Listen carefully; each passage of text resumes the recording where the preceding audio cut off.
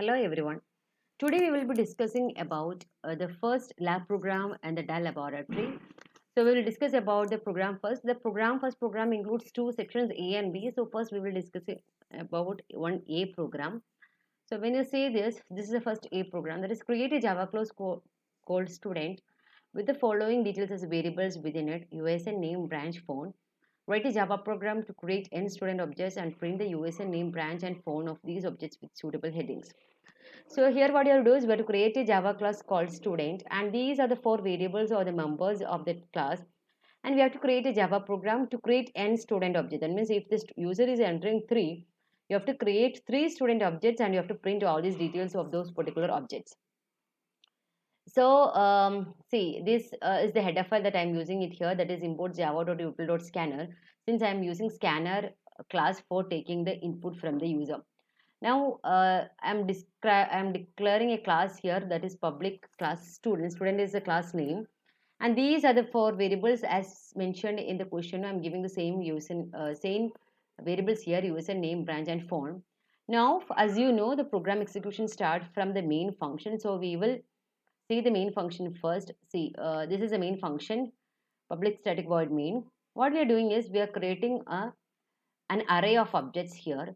So you can see this is a class name variable is equal to new is a keyword which is used for this new student, this number of locations or number of positions. Now I'm creating an object for the scanner class because I want to take the input from the user by using the scanner class. So scanner SC is equal to new scanner SC system.in. Then the first input I'm taking from the user, which is nothing but the number of students. So I'm taking that one in n. So int n is equal to sc dot next int. Since n is an integer, I'm using here integer int. So sc dot next int. And after that, by using this n, I have to create n student objects. So for that only I'm creating here, that is for int I is equal to 0 less than ni plus plus s of I is equal to new student, so that it will create n student objects. Now after this, according to the n value, I have to read the user name and branch and phone from the user. So I'm just reading all this. All these are strings and only the phone number is integer. So phone number I'm using it with sc dot nextInt. So once after this, I have to pass this information to the variables in the class. For that, I have used a function here, that is insert record. So I'm calling this function by passing this parameter, 4 parameters which I read from the user. And you can see here that insert record is a function which I have written here for assigning the red variable to the class variables. So these are the class variables and this is the variables I got from the user, and I am assigning it here.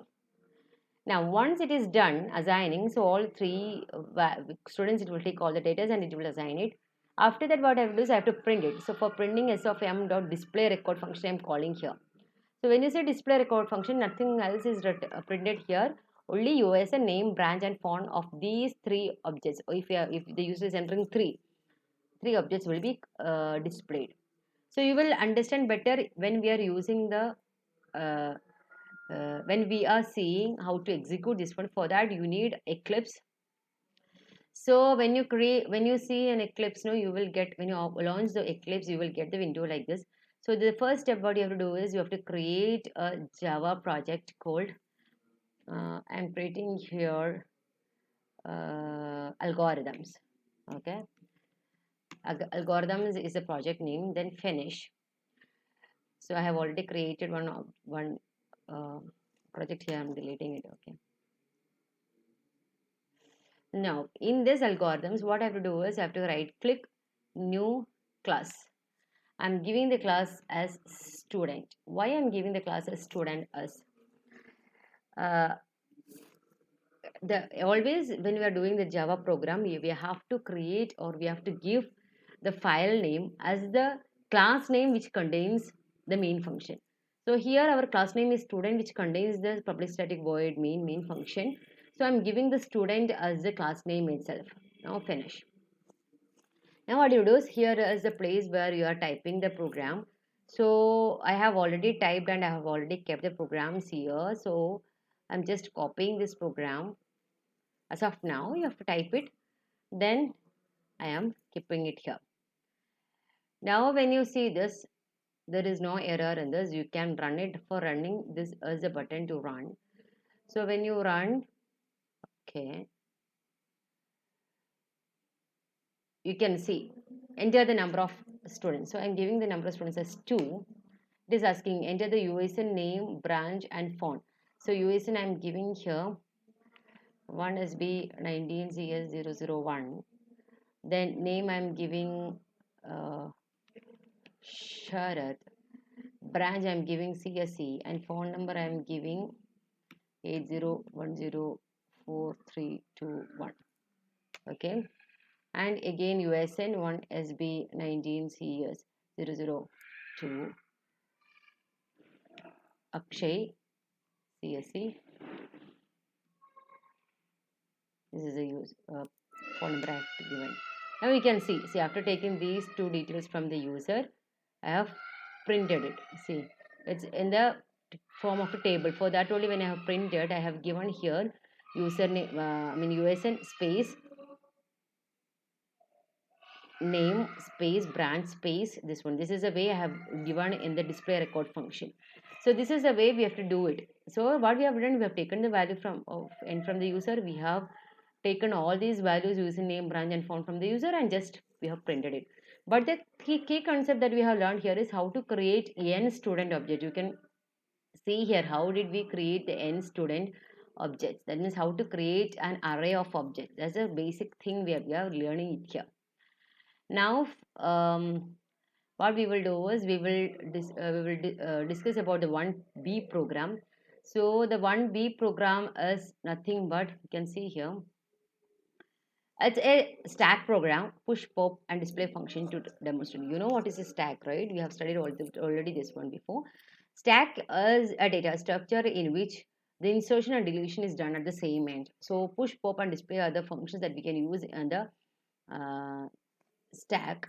So I'm using the class name as a stack, and I am describing the size as 100. That is, stack size is 100 here, and push is the function that I'm using here. So push stack overflow condition, as you know, top greater than or equal to ss minus 1, then stack overflow. Otherwise we are pushing the element which we are pushing into the stack. So element yearly we are reading from the user. And pop also, if top is equal to minus 1, what we are doing is stack underflow, and it is returning a value. That's what z is declared. So z is s of top minus minus, which is the element which we have popped out from the topmost element from the stack. And to display, as you know, top is equal to minus 1, stack will be empty. Otherwise we have to print it from the top to the minus 1, that means top to 0. So s of I and one space also in between the numbers. And this is the main function. So in main function, what I'm doing is I'm creating an object for the stack. The stack m is equal to new stack, and I have created an object for the scanner class also, because I want to take the input from the user by using a C. So I'm showing the display menu. So it will be an menu driven program. So it will show enter, push, pop, and display. So it will be taking the choice from the user. Then according to the switch case we are using, according to the choice, we are taking the element, then pushing it, we are calling the push function, then we are popping the element from the stack and we are displaying it. So this is the thing. Now we will understand better when we are doing the program. So I am copying the 1B program and I am keeping it in the Eclipse so that you will understand it better when you see the simulation of this. So what I have to do here is I am creating a new class here. The class name is stack. Okay. So, and I am copying the stack here. Now when you run this, okay, you will get enter the program to perform stack operation. Enter your choice. I am pushing the element. Enter the element to be pushed. I am pushing 10. Now again I am pushing one more element, that is 20. Now we can see I want to display it. So when it's display, I have entered 20 and 10. So 20 and 10 is displaying. Now what I will do is I'll pop out the topmost element. The topmost element is 20. So 20 is popped out. Again when I do display, the elements in the stack are 10. So because 20 is already popped out. So this is the way you have to do this program, and hope you understood this one. That's all for today.